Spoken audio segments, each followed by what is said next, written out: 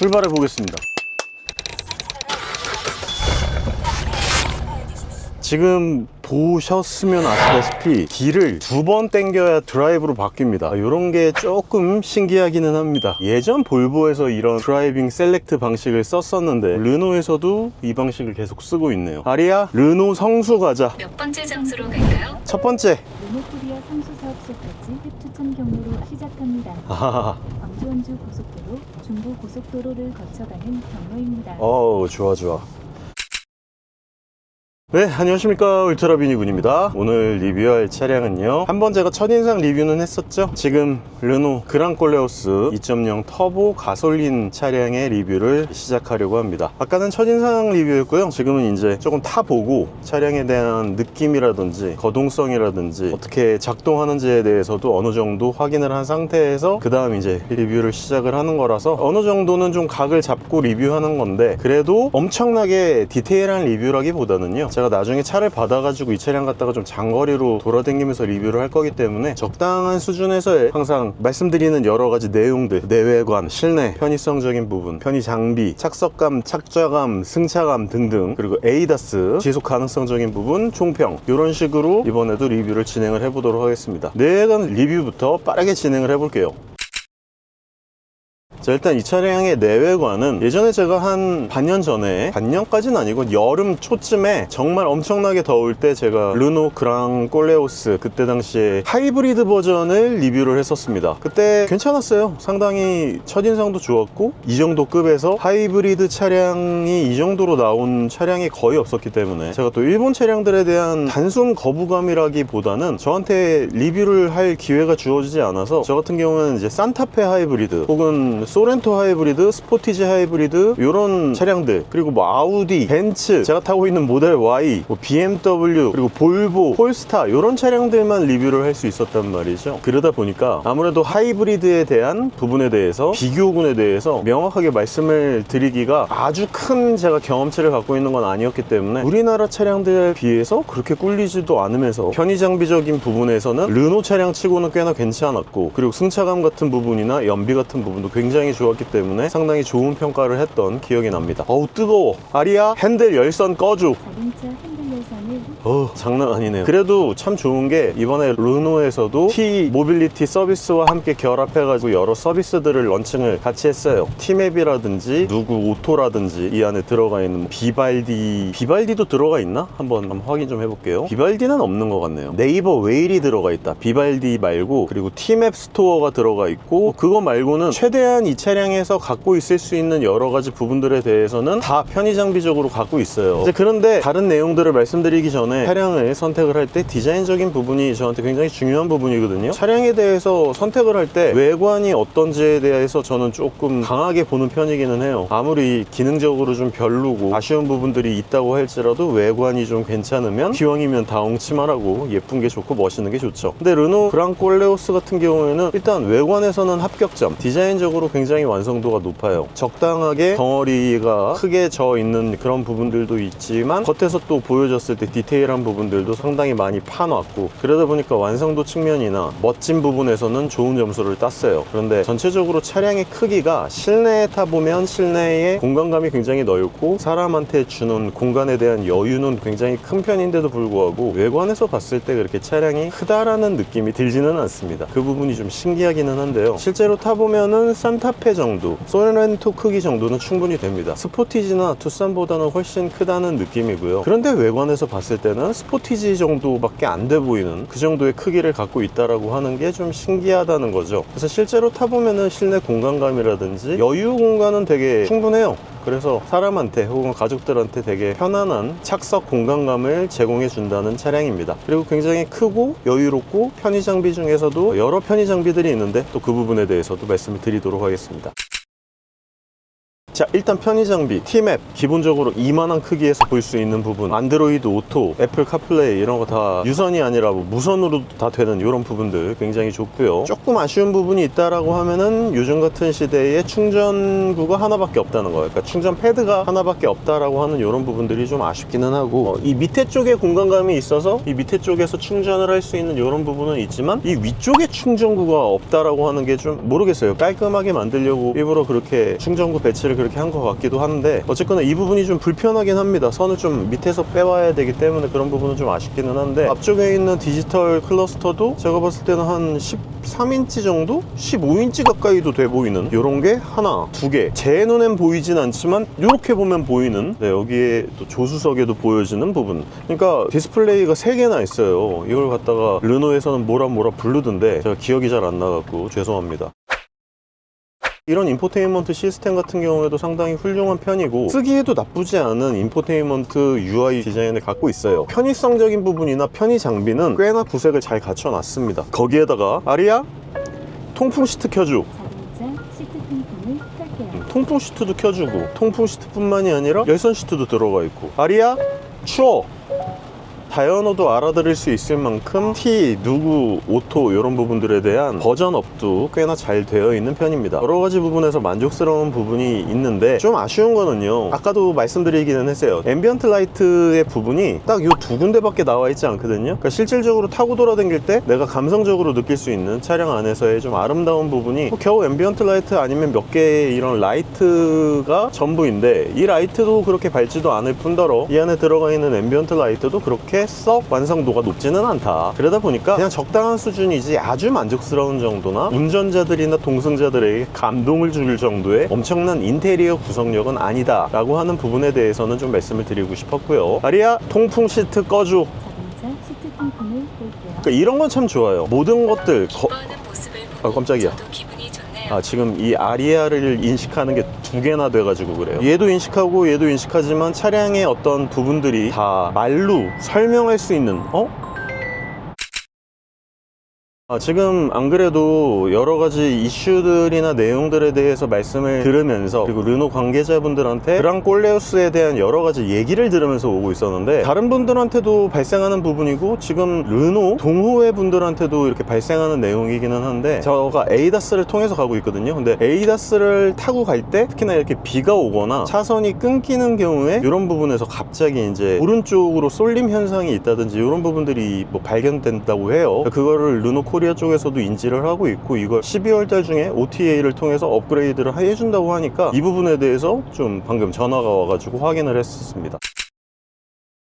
어쨌든 그 얘기를 하는데, 참 요즘 세상이 좋아진 것 중에 하나가, 지금 방금 T, 누구 이런 것들도 업그레이드가 다 가능하고, 인포테인먼트 시스템에 대한 OTA 업그레이드도 가능하지만 차량에 대한 오류라든지 차량에 대한 업데이트 이런 부분들도 실제로 사업소를 가서 업그레이드를 하는 거라기보다는 참 테슬라가 세상을 많이 바꿔놓은 것 같기도 하고, 테슬라가 아니었더라도 이런 방식으로 가지 않았을까라는 생각도 드는데, OTA를 통해서 차량을 업데이트를 해준다고 합니다. 그러니까 조금만 기다려주시면 이런 부분들도 업그레이드가 된다고 하니까 기대해 주시면 좋을 것 같습니다. 제가 중요하다고 생각을 하는 거는, 어차피 제가 이 차량을 지금 타고 다니는 오너가 아니기 때문에 그렇게 특별하게 큰 불편함을 느끼지는 않았지만, 그래도 제가 지금 타고 돌아다니면서 느낄 수 있는 많은 부분들이 있는데, 일단 인포테인먼트 시스템 자체나 전체적인 편의성적인 부분, 시스템 자체는 잘 갖춰놨는데요, 좀 아쉬운 부분들이 몇 가지가 보이는 게, 인포테인먼트 시스템의 어떤 UI, UX, 특히 UI 디자인이나 이런 외관 생김새, 이런 뭐 터치 외관 이런 것들은요, 어떻게 보면 개취의 영역이라고도 볼 수 있잖아요. 근데 제가 진짜 못 견디는 것 중에 하나가 UX예요. UX, 유저 익스피어런스가 제대로 동작하지 않는 방식으로 디자인이 되어 있다라고 하는 부분들. 예를 들면요, 지금 제가 누구 오토를 통해서 핸들 열선을 꺼줘 이렇게 말을 해가지고 바로 꺼트릴 수 있는 시스템도 있지만, 내가 아까 처음에 음성 인식이 되지 않는다라고 여겼을 때, 아니 도대체 열선 핸들 이거 끄는 게 어디 있는 거야? 엄청나게 찾았거든요. 알고 봤더니 이 안에 들어가서, 그러니까 한번 바깥쪽으로 나가서 여기 보면은 공조 시스템이라고 있는데 이 공조 시스템 안에 들어가서 좌석을 눌러요. 그럼 그 좌석 안에 핸들 열선을 한 번, 두 번, 세 번 이렇게 누르는 게 이 안에 있는 거예요. 바깥쪽에서 바로바로 누를 수 있게 해줘야지. 예전에 아이오닉 5에서 항상 욕했던 게 뭡니까? 통풍 시트를 바로 켜고 싶은데 통풍 시트를 들어가려면 두 번의 뎁스를 거쳐야 된다라고 하는 그 불편함 때문에 EV6로 바꾼 놈이에요, 저는. 그러니까 그 정도로 UX의 디자인, UX가 어떻게 설계되었는지에 대해서 굉장히 예민한 사람이란 말이에요. 그러다 보니까 이런 부분에 대해서 제가 굉장히 못 견뎌 하는데, 그래도 다행히 얘는 말로라도 이렇게 바로 끌 수 있지, 이런 옵션들이나 이런 메뉴의 구성 같은 것들은 최대한 빠른 시간 내에 르노 코리아에서 이거를 좀 UI나 UX적인 디자인에 빨리 바꿔줘야 된다라고 생각을 해요. 이것뿐만이 아니라 계기판도 마찬가지인데요. 계기판에서 주행 상태, 뭐 현재 순간 연비, 지금 몇 RPM을 쓰는지, 실질적으로 차량을 타고 돌아다니는데 주변 상황들을 보여주는 거라든지, 내가 지금 가고 있는 경로에 대해서 보여준다든지, 이런 부분들, 연료 게이지나, 얘는 지금 이제 내연기관이니까 오일의 온도 같은 것들도 다 디지털로 나오지만, 얘 하이브리드 같은 경우에는 이제 배터리가 어느 정도 쓰여졌는지 이런 부분들도 알아줘야 되고, 내가 에이다스를 쓰고 있으면 에이다스 시스템이 얼마나 잘 작동이 되고 있는지, 어댑티브 크루즈 컨트롤을 쓰고 있으면 그런 메뉴들이 굉장히 잘 보여야 된단 말이죠. 근데 잘은 보이는데 그런 부분에 대한 디자인적인 해석 혹은 인포메이션을 보여주는 부분에 대한 메뉴 구성, 이런 부분들이 좀 깔끔하지 않다. 그리고 이런 메뉴가 움직이는 애니메이션 같은 것들이 기동이 좀 느려요. AP가 느린 건지 최적화가 덜 된 건지 이런 것들은 잘 모르겠지만, 이런 것들이 좀 건드려지는 데 있어서 답답함을 느끼고 애니메이션이 좀 프레임이 끊기는 등의, 제가 생각했을 때 AP, IT 테크적으로 봤을 때 좀 답답한 부분들이 몇 가지가 있기 때문에 이런 메뉴의 디자인 구성들을 조금 빠르게 업그레이드가 됐으면 좋겠다라는 생각이 듭니다. 뭐 편의 장비라든지 내외관, 디자인 같은 것들은 어느 정도 합격선인데, 이 차량이 이제 보통 차량들 같은 경우에 보면은요, 특장점이라고 하는 게 있잖아요. 정말 좋은 구성이 무엇인가? 그랬을 때 제가 생각했을 때 얘는요, 승차감이에요. 승차감. 착좌감도 좋은 편인데, 이 의자의 시트의 착좌감이나 이 차량의 승차감, 특히 이런 고속 안정성이 타 차량들에 비해서 조금 많이 좋다는 느낌이 들어요. 물론 요즘 뭐 산타페나 혹은 소렌토 같은 차량들도 굉장히 직진 안정성이라든지 차량의 거동성이라든지 차량의 뭐 스펙적인 부분이 굉장히 좋은 편이기는 하지만, 지금 타고 있는 그랑콜레우스도 제가 봤을 때는 거의 2급에서는 직진 안정성이라든지, 그리고 차량의 거동성적인 부분이라든지 파워를 써서 나가는 부분들, 이런 부분들이 굉장히 좋다라고 저는 생각이 들 정도예요. 타고 돌아다니면은 진짜 안정성적인 부분도 되게 좋은데, 이 주행 질감이 되게 좋아요. 그리고 엑셀러레이터를 전개를 했을 때나 브레이크를 밟았을 때 되게 부드럽게 그 RPM을 써가지고 나가고, 그리고 얘 같은 경우는 이제 4륜 구동이라서 아이심 8단 자동 미션이 들어가 있거든요. 근데 아이심 미션을 제가 그렇게 썩 좋아하지 않고, 저는 오히려 이제 BMW와 GF 혹은 포르쉐와 GF 8단 미션 쪽을 좀 더 많이 선호하는 편인데, 얘는 뭐 그렇게 달리는 차량은 아니잖아요. 그냥 그러다 보니까 아이심 8단 미션이 들어가 있는데도 불구하고 적당한 수준에서, 내가 적절한 수준에서 이 정도 수준에서 이제 변속을 하겠다 라고 하는 거를 생각보다 잘 알아먹고 변속을 잘 해줍니다. 진짜 변속 충격이 거의 느껴지지 않을 정도로 아주 완성도 높은 그런 주행 질감을 보여주고 있고, 그리고 아까는 제가 MVH에 대해서 한번 말씀을 드리긴 했는데, 얘는 참 신기하게 고속으로 가면 갈수록 이 MVH에 대한 만족도가 조금 높은 편이고요. 저속 영역이나 중저속 영역에서는 조금 아쉬운 부분이 있어요. MVH가 완전 고속 영역 쪽으로 올라가잖아요. 그러면 생각보다 되게 조용합니다. 지금 보면은 느껴지실지 모르겠는데, 여기가 아스팔트 도로가 아니고 시멘트 도로라서 밑에서 바닥 로드 노이즈가 상당히 많이 올라와야 되는 부분인데도 불구하고 생각보다 굉장히 조용하고 이렇게 시끄럽지 않고 그렇게 진동이 많이 올라오지 않는 상태에서 이렇게 타고 돌아다닐 수 있다라고 하는 장점. 지금 100km 정도를 돌아다니고 있는데도, 100km 정도의 속도로 달리고 있는데도 불구하고 이런 부분들이 상당히 좋다. 정숙성도 좋고 생각보다 조용하네. 어우, 이중 접합률이구나. 그러니까 확실히 문을 열었을 때랑 닫았을 때랑 차이가 상당히 많이 나는 데다가, 앞쪽에서 오는 풍절음도 생각보다 거의 없어서 진짜 로드 노이즈나 떨림, 잔떨림 이런 것들은 오히려 중저속 영역에서 있지, 고속 영역으로 지나가게 되면은 되게 말끔해집니다. 그래서 오히려 이런 고속 안정성적인 부분이 더 좀 안정감 있게 체감이 되는 것 같아요. 개인적으로는 굉장히 만족스러운데, 이게 이제 시내 구간에서 시내 발이 용도로 돌아다니고 이럴 때는 오히려 하이브리드가 훨씬 좋은 것 것 같고요. 이런 고속버스를 고속도로를 타고 돌아다니거나 중고속 영역 이상으로 계속 생활권에 계신 분들은 제가 봤을 땐 2.0 터보가 더 좋은 것 같아요. 얘 같은 경우에는 제가 추천을 드릴 수 있는 부분이 좀 되게 명확합니다. 방금 전처럼 이렇게 고속으로 시골길이나 혹은 고속도로나 중장거리를 많이 돌아다니셔서 거의 고속 영역에서 많이 이렇게 운전을 하시는 이런 분들은 가솔린을 타시고요. 제가 봤을 때 얘가 하이브리드 차량이 진짜 되게 뭐랄까 마치 CVT처럼 움직이고, 분명 제가 기어 단수가 있다고 들었거든요. 3단인가 그런 걸로 알고 있다고 들었는데, 기어 단수도 거의 되게 조용하고 평온하고, 그리고 일반적으로 시내발이 도로 주행할 때는 정말 조용하게 타고 돌아다닐 수 있는 하이브리드 차량, 그래서 그렇게 나뉠 수 있다라고 보입니다. 그리고 제가 봤을 때는 연비는 그냥 고만고만한 수준이더라고요. 아우 눈부셔. 연비는 이렇게 고속으로 다니게 되니까 한 순간 연비는 20km 막 이렇게도 찍히는데, 계속 쭉 돌아다니다 보니까 한 14km 정도, 리터당 14km에서 13km 정도 나오고요. 아까 다른 분들 보니까 한 16km까지도 나오시는 분들도 계시던데, 그분들은 아마도 제가 봤을 때 굉장히 천천히 움직이셨던 것 같아요. 저는 한 13km 정도 찍히더라고요. 그 정도로 찍힌다는 거 생각 염두에 두시면 좋을 것 같고, 뭐 하이브리드 차량은요 그냥 막 밟고 돌아다니시고 내연기관 시내발이처럼 돌아다니기만 이래도 16km, 18km는 가볍게 찍히실 테니까, 그래서 시내발을 타고 돌아다니시면 하이브리드, 고속 영역이나 장거리 주행을 많이 하시는 분들은 2.0 터보나 2.0 터보 전륜이나 4륜 구동을 구입하시는 걸 추천드린다. 근데 개인적으로는 저는 아직 2륜을 타보지는 않았지만 전륜 감성보다는 4륜 감성을 조금 더 좋아하고, 또 얘가 꽤나 그 4륜에서 댐핑 감쇄력 같은 부분들에 대해서 신경을 많이 썼대요. 그래서 제가 아까 요철도 많이 막 넘어봤는데, 얘가 지금 고속 승차감이라든지 고속 직진 안정감 되게 좋다 그랬잖아요. 이 부분에 대해서는 댐퍼의 사이즈, 직경이나 이런 질량 자체를 바꿀 수 있게 가변 댐핑 컨트롤이 들어갔대요. 그래가지고 원래는 그냥 바운스가 되고 눌리고 그리고 다시 릴리즈가 됐을 때 이런 부분들에 대해서 값을 조정할 수 있게 얘가 액티브하게 좀 컨트롤할 수 있는 방향으로 바뀌었다라고 하더라고요. 꽤 업그레이드가 됐다고 하더라고요. 그래서 아까 노면들이라든지 울퉁불퉁한 노면을 지날 때라든지 과속 방지턱을 좀 세게 이렇게 퉁퉁 집어넣은 이런 부분에서 생각보다 꽤나 좋은 승차감을 보여줘서 저는 생각보다 좀 놀랐다. 그렇다고 해서 뭐 진짜 고급진 1억짜리 차량 그런 SUV 정도의 승차감을 기대하시면 안 되고, 객관적으로 봤을 때는 소렌토 하이브리드보다는 얘가 더 승차감은 좋은 것 같아요. 그리고 심지어 그랑콜레오스 하이브리드보다도 2.0 터보가 더 승차감 자체는 더 좋은 것 같아요. 직진 안전성적인 부분도 그렇지만 승차감적인 부분이나 일상적인 또 주행 영역을 타고 다니는 데 있어서는 오히려 승차감은 얘가 더 좋은 것 같았어요. 1.6 터보 하이브리드는 약간 웅당퉁탕 하는 느낌이 없지 않아 약간 있었는데, 얘는 승차감 자체는 진짜 좋네.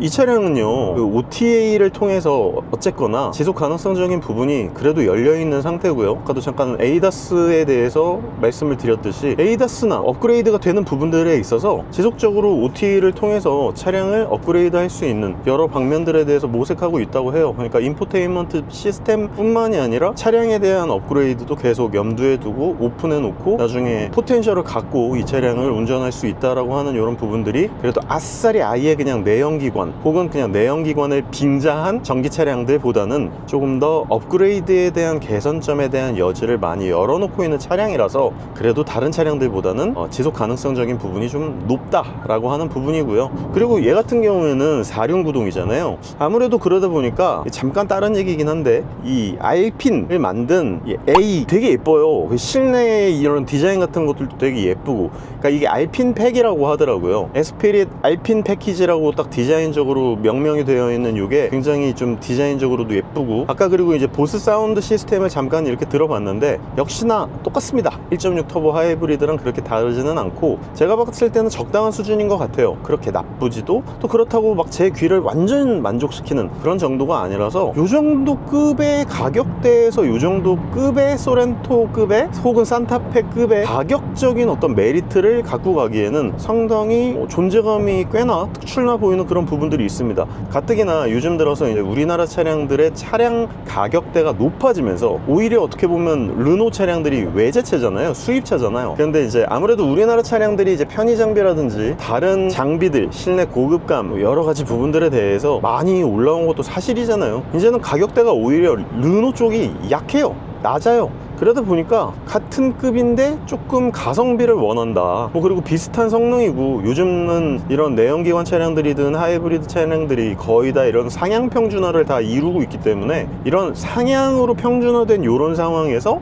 적당한 수준에서의 가격 경쟁력을 갖고 있는 차량을 갖고 싶다라고 하시면은 이 차량도 나쁘지 않은 것 같아요. 저는 솔직히 그랑콜레우스 전에 SM6라든지 QM6라든지 QM3 같은 차량들을 타면서는 르노 차량들에 대해서 그렇게 썩 좋은 평가를 내리지는 않았었거든요, 솔직히. 그런데 르노 그랑콜레우스부터는 차량이 솔직히 좀 많이 바뀌어가지고 르노 그랑콜레우스 1.6 터보 하이브리드 때부터는 조금 차량을 다시 보기 시작했는데, 특히나 이런 하체 세팅이라든지 이런 디자인적인 부분이나 신경을 좀 많이 쓰는 부분, 이런 부분들이라든지 아무래도 또 중국의 그 여러 소프트웨어적인 측면이라든지 이런 지속 가능성적인 측면들, 이런 모니터를 막 3개나 놔두고 뭔가 안드로이드 시스템이나 OTA를 통해서 시스템 자체를 업그레이드를 하는 등의 이런 부분들은 이제 중국에서 많이 자본력이 투입돼 가지고 만들고 같이 협업을 해서 만들고 막 이런 부분들이 있다 보니까 아무래도 다른 수입 차량들보다는 조금 더 그런 부분들이 열려 있고 지속 가능성적인 부분들이 괜찮다라고 하는 부분이 저한테는 조금 장점이라고 여겨졌습니다. 특히나 ADAS 시스템 자체가 업그레이드가 된다라고 하면은 이 부분에 대해서 업그레이드가 계속 지속이 될 수 있다라고 하는 이런 부분들이 저한테는 인상적으로 다가왔어요. 그래서 그냥 한 차량을 사서 폐차할 때까지 똑같은 차량으로 써야만 하는 그런 차량을 기대하는 것보다 조금이라도 이렇게 포텐셜이 열려있는 차량들을 구입하고 싶다. 그리고 거기다가 타 차량들에 비해서 크기는 크고 승차감도 좋고 여러 동력 시스템도 괜찮은데 가격적인 경쟁력이 조금 특출난 차량을 갖고 싶다라고 하시면은 그랑콜레오스는 꽤나 괜찮은 경쟁력이 있는 차량이다 라고 말씀을 드리고 싶습니다. 이 차량에 대해서, 이 친구에 대해서 말씀드리고 싶은 총평은 딱 몇 마디로 끝낼 수 있을 것 같아요. 이제는 르노 그랑콜레우스가 이 정도 크기에서 이 정도의 성능을 발휘하는, 이 정도의 지속 가능성적인 포텐셜을 갖고 있는 요만한 크기의 SUV를 갖기에는 참 쉽지 않다. 그러니까 만약에 여러분들이 괜찮은 가격 경쟁력으로 이 정도의 차량을 구입하기가 쉽지 않으니까 선택하셔도 나쁠 것 같지 않다라는 생각이 듭니다. 저는 오히려 나중에 그랑콜레우스나 르노도 중국 자본들과 같이 많이 협업을 해가지고 부품이라든지 엔진이라든지 이런 것들을 받아서 집어넣고 있잖아요. 소프트웨어라든지 이런 게 오히려 되게 강점이 될 것 같아요. 그래서 이런 부분들을 아무래도 잘 가져가서 전기차로 만들어서 한번 나와주면 진짜 어떻게 보면 가격 경쟁력도 좋으면서 중국의 어떤 시스템들 가격 경쟁력뿐만이 아니라 우리나라 차량들이나 독일 차량에서 느낄 수 없는 소프트웨어적인 업그레이드, 이런 많은 포텐셜을 열어둔 그런 차량들의 이 정도 급의 전기차가 딱 나와주면 생각보다 선전할 수 있겠다는 생각이 들면서 한마디로 그랑콜레우스 전기차 버전이 상당히 기대가 된다. 물론 나올지 안 나올지는 모르겠습니다. 저한테 꽤나 만족감을 주는 차량이면 확실하다라는 말씀 드리면서 나중에 장거리로 차량을 타고 돌아다니면서 르노 그랑콜레우스에 대한 롱텀 시승기를 한번 찍어볼 수 있으면 찍어보도록 하겠습니다. 물론 전기차가 아니다 보니까 뭐 제가 이 차량을 갖다가 차박을 하거나 저 혼자 이걸 갖다가 뭔가 재미있는 저만의 뭔가 컨텐츠를 풀어내기에는 쉽지는 않겠지만, 그래도 하이브리드 차량이나 플러그인 하이브리드 차량도 나올 수 있다라는 소식이 들리니까 모르겠어요. 중국 애들이 요새 확장을 진짜 엄청나게 하고 있잖아요. 많이 하고 있더만. 소프트웨어적인 부분이나 기계적인 부분 다. 그래서 그런 부분에 대한 약간의 기대감을 걸어보면서 다음번에 더 좋은 영상으로 찾아올 수 있도록 하겠습니다. 의외로 르노가 생각보다 최근 들어서 굉장히 선전하고 있는 모습을 보면서 야, 진짜 차판이 계속 바뀌는구나. 업그레이드가 되고 새로운 차량이 나오고 상품성이 좋고 이렇게 좀 차량을 잘 만들어 놓으면 그래도 입소문을 타서 진짜로 잘 팔리는구나 라는 거를 저는 솔직히 많이 놀랐습니다. 저는 예전에 그랑콜레우스 하이브리드 리뷰하면서 그런 생각은 했거든요. 와, 차량 자체는 되게 괜찮고 잘 만든 건 맞는데 우리나라에서 소렌토가 있고 산타페 산타페가 있는데 걔네들이랑 어떻게 경쟁을 할 수 있을까라는 생각을 속으로 조금 했거든요. 솔직한 마음이잖아요. 이건 제 생각이니까 리뷰를 하는 입장에서. 그런데 야, 산타페랑 소렌토 다음으로 하이브리드 차량 3위를 했더라고요, 판매량을. 그러니까 스포티지 투싼 하이브리드를 이긴 거야. 그러니까 역시나 잘 만들고 가격 경쟁력이 있으면은 소비자들이 그 차량에 대한 상품성에 대해서 외면하지 않는구나 라는 부분에 대해서 다시 한번 확인을 하는, 저로서는 꽤나 진귀한 경험을 했다라고 말씀드릴 수 있겠습니다. 자, 그러면 다음번에 더 좋은 영상으로 찾아올 수 있도록 하겠고요. 그리고 개인적으로는 르노 그랑클레우스의 전기차 버전 한번 기대해 보도록 하겠습니다. 다음에 뵐게요.